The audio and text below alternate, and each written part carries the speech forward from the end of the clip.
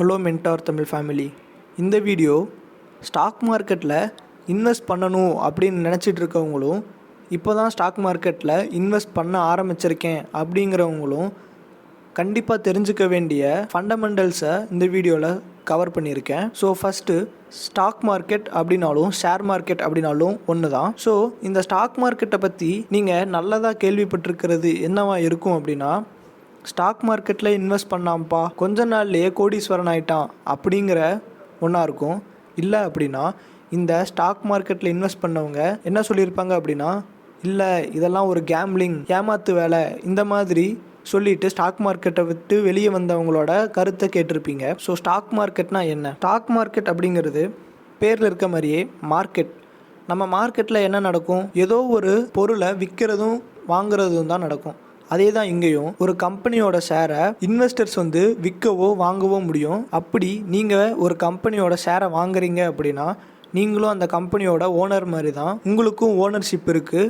அது ஒரு ஷேராக இருந்தாலும் சரி, 100 ஷேராக இருந்தாலும் சரி. ஸோ இந்த மாதிரி ஒரு கம்பெனியோட ஷேரை விற்றோ இல்லை வாங்கியோ ப்ராஃபிட் மேக் பண்ணுறது தான் ஸ்டாக் மார்க்கெட்டில் நடக்கிற வேலை. ஸோ இந்த ஸ்டாக் மார்க்கெட்டோட ஃபங்க்ஷன் எங்கேருந்து ஆரம்பிக்குது அப்படின்னா, ஒரு கம்பெனி புதுசாக ஆரம்பிக்கிறாங்களோ இல்லை அந்த கம்பெனியை ஸ்கேல் அப் பண்ணணும், எக்ஸ்பேண்ட் பண்ணணும், அதுக்கு தேவையான கேபிட்டலை ரைஸ் பண்ணணும் அப்படின்னா இந்த ஸ்டாக் மார்க்கெட்டுக்குள்ளே கொண்டுட்டு வருவாங்க. ஸோ இந்த மாதிரி ஸ்டாக் மார்க்கெட்டுக்குள்ளே கொண்டுட்டு வரும்போதில் என்ன நடக்கும் அப்படின்னா, அந்த கம்பெனியோட குறிப்பிட்ட அமௌண்ட் ஆஃப் ஷேர்ஸை பப்ளிக் வாங்க முடியும் அப்படின்னு கொடுப்பாங்க.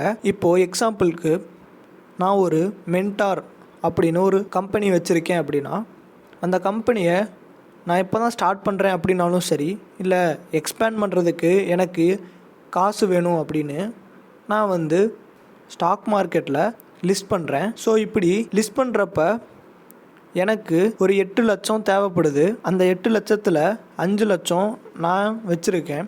மீதி இருக்க 3 லட்சம் நான் கேபிட்டல் ரைஸ் பண்ணணும். அதுக்கு நான் என்ன பண்ணலாம் அப்படின்னா, 3000 ஷேர்ஸை 100 ரூபா அப்படின்னு பப்ளிக்கில் ட்ரேட் பண்ணுறதுக்கு கொடுக்குறேன்.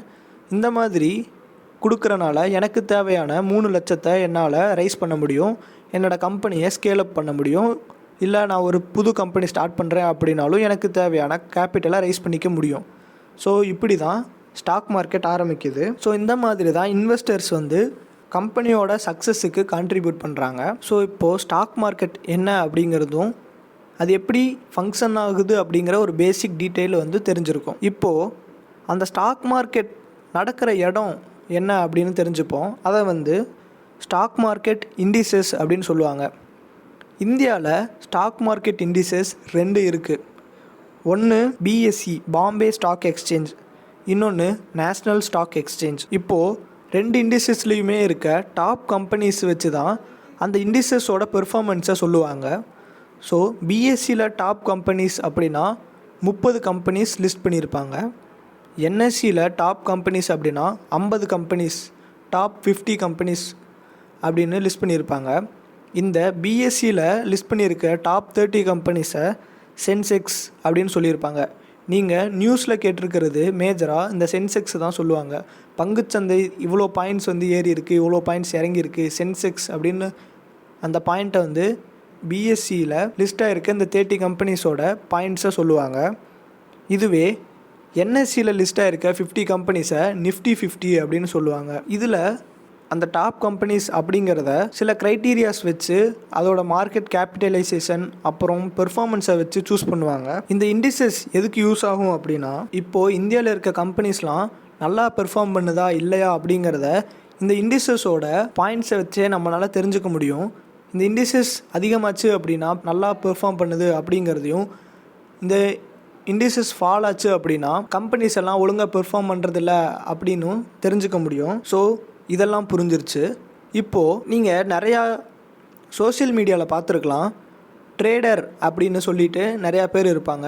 நான் ஒரு நாளில் இவ்வளோ ப்ராஃபிட் பண்ணேன் அப்படின்னு சொல்லிட்டு போஸ்டெல்லாம் போடுவாங்க. ஸோ ட்ரேடிங் அப்படிங்கிறது என்ன, இன்வெஸ்டிங் அப்படிங்கிறது என்ன அப்படின்னு பார்க்கலாம். இப்போது இன்வெஸ்டிங் அப்படின்னா, வாரன் பஃபட் பார்த்தீங்க அப்படின்னா அவர் இன்வெஸ்டர் என்ன பண்ணுவாங்க அப்படின்னா, ஃபண்டமெண்டல் அனாலிசிஸ் பண்ணி ஒரு கம்பெனியோட ஃபண்டமெண்டல் எப்படி இருக்குது, அது லாங் டேர்மில் எப்படி பெர்ஃபார்ம் பண்ணும் அப்படிங்கிறத அனலைஸ் பண்ணி ஒரு தடவை இன்வெஸ்ட் பண்ணிட்டாங்கன்னா அதை லாங் டேர்மில் அப்படியே விட்டுருவாங்க.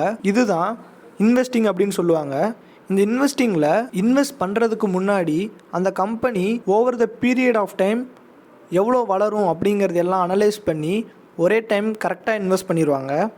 இதுவே ட்ரேடிங் அப்படின்னா ஒரு கம்பெனியோட ஷேரை வாங்குறாங்க அப்படின்னா அது அதிகமான உடனே விற்றுருவாங்க. இதுதான் ட்ரேடிங். இதில் டெக்னிக்கல் அனாலிசிஸ் பண்ணுவாங்க.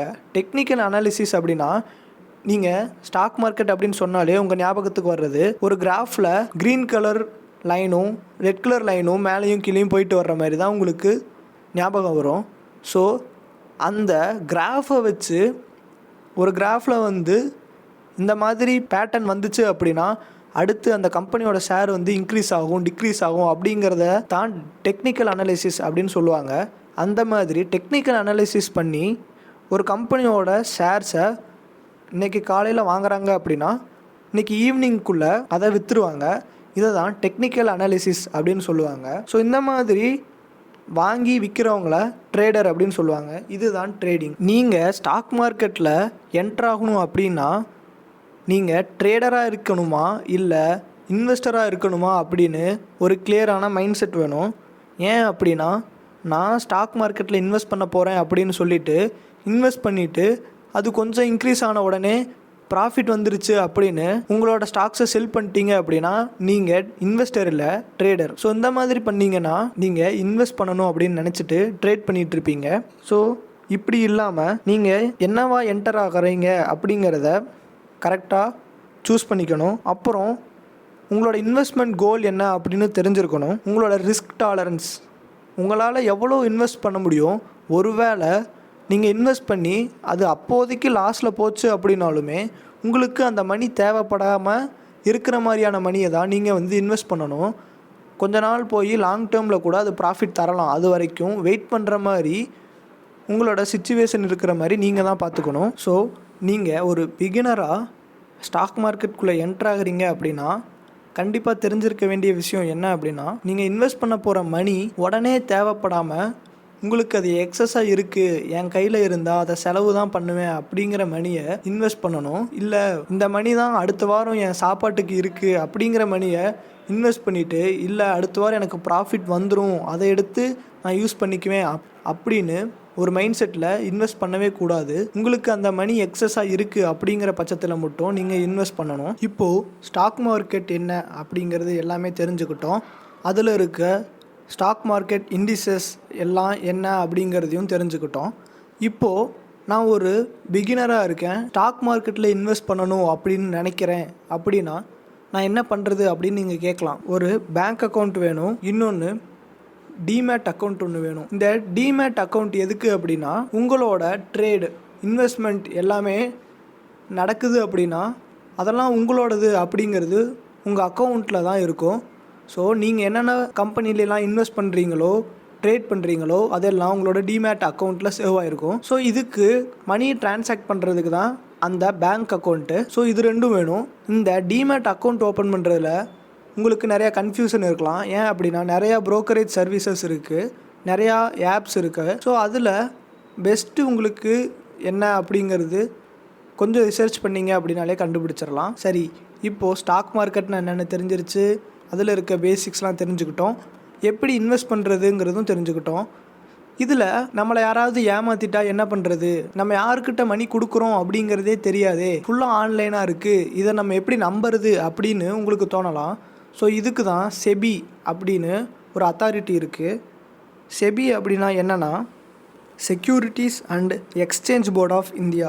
இவங்க தான் இந்த மாதிரி ஸ்டாக் மார்க்கெட்டில் நடக்கிற எல்லா டிரான்சாக்ஷனுக்கும் இருக்க அத்தாரிட்டி. இவங்களோட ரெகுலேஷன்ஸுக்கு கீழே தான் எல்லாமே ஃபங்க்ஷன் ஆகும். ஸோ இவங்க ரெகுலேட்டரி அத்தாரிட்டியாக இருக்கிறனால இது சேஃப் தான். இந்த டிமேட் அக்கௌண்ட் ஓப்பன் பண்ணுறப்ப நீங்கள் மெயினாக பார்க்க வேண்டிய விஷயம் என்னவா இருக்கும் அப்படின்னா அவங்க எவ்வளோ ப்ரோக்கரேஜ் ஃபீஸ் கலெக்ட் பண்ணுறாங்க அப்படிங்கிறத நோட் பண்ண வேண்டியது ரொம்ப முக்கியம். நீங்கள் ஒருவேளை ட்ரேட் பண்ண நினைக்கிறீங்க அப்படின்னாலும் சரி, மியூச்சுவல் ஃபண்ட்ஸில் இன்வெஸ்ட் பண்ணுறதா இருந்தாலும் சரி, உங்ககிட்ட இருந்து ப்ரோக்கரேஜ் ஃபீஸ் எவ்வளோ வாங்குறாங்க அப்படிங்கிறத நோட் பண்ணி அதுக்கேற்ற மாதிரி நீங்கள் ப்ரோக்கரை செலக்ட் பண்ணுறது ரொம்ப முக்கியம். ட்ரேடிங் பண்ணுறீங்க அப்படின்னா அதுக்கு ப்ரோக்கரேஜ் ஃபீஸ் எல்லாம் இருக்கும். நீங்கள் எடுக்கிற ப்ராஃபிட்டை விட ப்ரோக்கரேஜ் ஃபீஸ் அதிகமாகிறதுக்கும் வாய்ப்பு இருக்குது.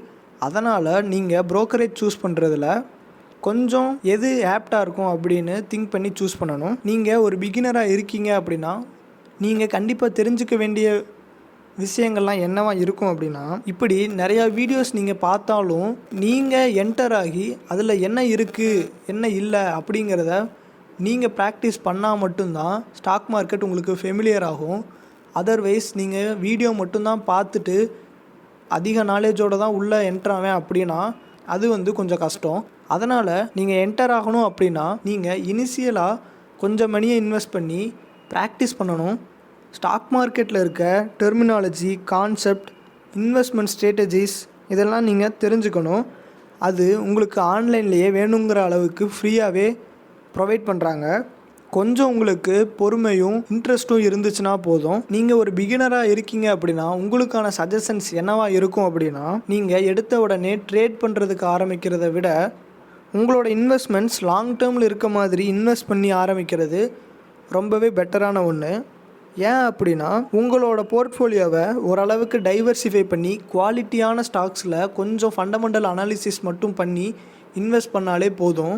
அது ஷார்ட் டேர்மில் கொஞ்சம் வாலட்டைலாக இருந்தாலும் லாங் டேர்மில் ஒரு குவாலிட்டியான ஸ்டாக்கை நீங்கள் பிக் பண்ணி இன்வெஸ்ட் பண்ணுறப்போ கண்டிப்பாக ரிட்டர்ன்ஸ் தரும். ஸோ நீங்கள் பிகினராக இருக்கிறதுனால இப்படி ஒரு ஸ்டாக்கை பிக் பண்ணி இன்வெஸ்ட் பண்ணால் ஃபஸ்ட்டு இன்வெஸ்ட் பண்ண மாதிரியும் இருக்கும், உங்களுக்கு ரிஸ்க்கும் கம்மியாகும். இந்த மாதிரி இன்வெஸ்ட் பண்ணனால உங்களால் ஸ்டாக் மார்க்கெட்டை பற்றி இனிஷியல் ஸ்டேஜஸில் எந்த ஒரு லாஸ்மே இல்லாமல் லேர்ன் பண்ணிக்கவும் முடியும். அதுக்கப்புறமா ஸ்டாக் மார்க்கெட்டில் எவ்வளோ பெரிய ஆளாக இருந்தாலும் ப்ராக்டிஸ்னால மட்டுமே தான் முடியும். அதிகமாக காசு இருக்குது அப்படிங்கிறதுனால மற்ற பிஸ்னஸ் மாதிரியோ மற்ற எந்த ஒரு ஃபீல்டு மாதிரியோ இதில் சக்ஸஸ் ஆகிட முடியாது. என்ன தான் உங்கள்கிட்ட அதிக மணி இருந்தாலும் நீங்கள் கரெக்டாக ப்ராக்டிஸ் பண்ணி கரெக்டாக இன்வெஸ்ட் பண்ணால் மட்டும்தான் இதிலிருந்து ப்ராஃபிட்டை எடுக்க முடியும். உங்களோட மணி நீங்கள் யார்கிட்டையோ கொண்டு போய் கொடுத்து அவங்களோட சஜஷன்ஸ் மூலியமாக ஒரு ஸ்டாக்கில் இன்வெஸ்ட் பண்ணுறதை விட உங்களோட மணியை நீங்கள் ப்ராக்டிஸ் பண்ணி நீங்கள் ஸ்டாக் மார்க்கெட்டை பற்றி தெரிஞ்சுக்கணுன்றதுக்காக இன்வெஸ்ட் பண்ணிங்க அப்படின்னா நீங்கள் உங்களோட மணியை இன்வெஸ்ட் பண்ணுறீங்க அப்படிங்கிற ஒரு கான்சியஸ்னஸ் இருக்கும்.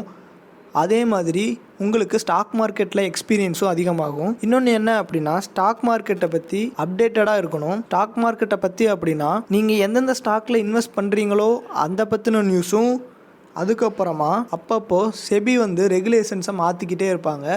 ஸோ அதுக்கேற்ற மாதிரி நீங்கள் அப்டேட்டடாக இருந்தால் மட்டும்தான் உங்களோட ஸ்டாக் மார்க்கெட் ஜேர்னியில் எந்த ஒரு அப்டக்கிளுமே இல்லாமல் கிராஸ் பண்ண முடியும். உங்களுக்கு கரெக்டான டெசிஷன் எடுக்க தெரியல, ஒரு கரெக்டான ஸ்டாக்கை பிக் பண்ண தெரியல அப்படிங்கிறதுல இருந்து எந்த மாதிரி இன்வெஸ்ட்மெண்ட்ஸ் பண்ணணும், எந்த மாதிரி போர்ட்ஃபோலியோவை டைவர்சிஃபை பண்ணணும் இதெல்லாம் தெரியல அப்படின்னா பெட்டர் நீங்கள் ஒரு ப்ரொஃபஷ்னலோட அட்வைஸை கேட்குறது ரொம்பவே நல்லது. ஸோ இந்த மாதிரி நீங்கள் ஒரு ப்ரொஃபஷ்னலோட அட்வைஸை கேட்குறதுனால நீங்கள் அவங்களுக்கு ஃபீஸ் பே பண்ணால் கூட உங்களுக்கு நாலேஜ் கண்டிப்பாக கிடைக்கும். இதுவே நானாக தெரிஞ்சுக்கிறேன் அப்படிங்கிறதுல தப்பு இல்லை, ஆனால் ஒரு டெசிஷன் எடுக்க தெரியாத நிலமையில் உங்களோட மணியை லூஸ் பண்ணுறதுக்கு இந்த மாதிரி ஒரு ப்ரொஃபஷ்னலோட அட்வைஸை கேட்குறது ரொம்பவே நல்லது. ஸோ இந்த வீடியோவில் நம்ம என்னென்ன பார்த்தோம் அப்படிங்கிறத ஒரு சம்மப் பண்ணுறேன். ஸோ ஸ்டாக் மார்க்கெட்னா என்ன அப்படிங்கிறத பார்த்தோம். ஸோ ஸ்டாக் மார்க்கெட் இண்டிசஸ் என்னென்ன இருக்குது அப்படிங்கிறத பார்த்தோம். ஸோ அதில் ட்ரேடிங் பண்ணுறவங்க என்ன அனாலிசிஸ் பண்ணுவாங்க, டெக்னிக்கல் அனாலிசிஸ், இன்வெஸ்ட் பண்ணுறவங்க அதிகமாக என்ன அனாலிசிஸ் பண்ணி இன்வெஸ்ட் பண்ணுவாங்க அப்படிங்கிறது ஃபண்டமெண்டல் அனாலிசிஸ். ஸோ இவங்க இது மட்டும்தான் பண்ணுவாங்க அப்படிங்கிறது கிடையாது. இன்வெஸ்ட் பண்ணுறவங்க லாங் டேர்மில் இன்வெஸ்ட் பண்ணுறதுனால ஃபண்டமெண்டல் அனாலிசிஸை அதிகமாக டிபெண்ட் பண்ணி இன்வெஸ்ட் பண்ணுவாங்க. ட்ரேடிங் பண்ணுறவங்க ஷார்ட் டேர்மில் அவங்க ட்ரேட் பண்ணுறதுனால டெக்னிக்கல் அனாலிசிஸை டிபெண்ட் பண்ணால் அதிக சக்ஸஸ் எடுக்க முடியும் அப்படின்றதுனால ரெஸ்பெக்டிவ் அனாலிசிஸை டிபெண்ட் பண்ணி இருப்பாங்க. அப்புறமா ரிஸ்க்ஸை எப்படி மேனேஜ் பண்ணுறது, போர்ட்ஃபோலியோவை டைவர்சிஃபை பண்ணணும், எந்த மணியை நம்ம இன்வெஸ்ட் பண்ணணும் அப்படிங்கிறதெல்லாம் பார்த்தோம். அப்புறம் செபி ரெகுலேட்டரி அத்தாரிட்டியை பற்றி பார்த்தோம். ஸ்டாக் மார்க்கெட்டுக்கான ஒரு பேசிக் ஃபண்டமெண்டல்ஸை மட்டும்தான் இப்போதைக்கு சொல்லியிருக்கேன் இந்த வீடியோவில்.